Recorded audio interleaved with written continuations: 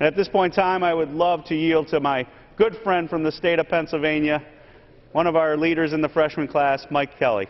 I'd like to thank my friend, Mr. Reed from New York. And Mr. Speaker, I rise today to talk about the things that are certain in life. And people always say there's two things you can be certain of. One is death and the other is taxes. There's another one that's we're going to be certain of after January 1st, and that is you're going to continue to pay taxes after death. In a government that spends borrows 42 cents of every dollar it spends, it comes as no surprise that we can't even let the dead relax. They're still going to be taxed beyond what they ever could have possibly imagined in real life. So we look at a country that now has the highest corporate tax in the industrial world. We're going to have the highest, or the second highest, death tax in the world. And why? Because of a town that's never learned to do what it tells all of its citizens to do. Live within your means, play fair, pay your fair share. Well, I would just suggest to you that in addition to that, we're telling people is, look, you don't have the certainty anymore that you have planned your estate the right way.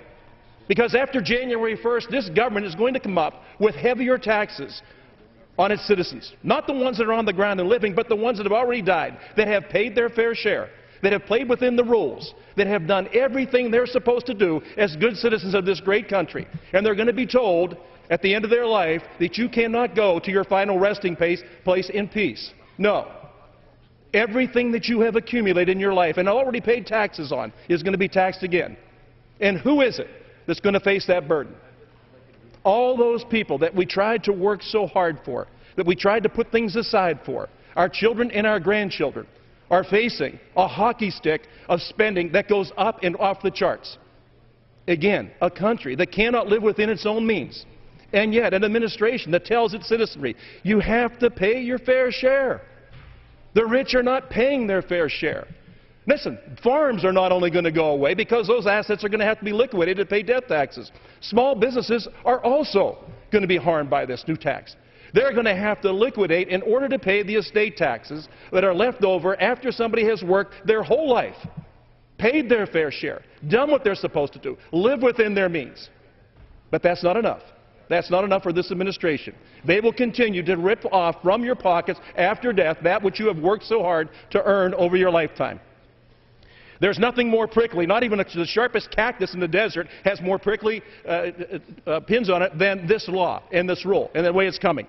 So I would just say to all my friends, if it's really about being fair, if it's really about playing by the rules, if it's really about a stewardship where you take what is given to you and you pass it on to the next generation in better shape than you got it, my goodness, how have we strayed so far from a basic American principle as that?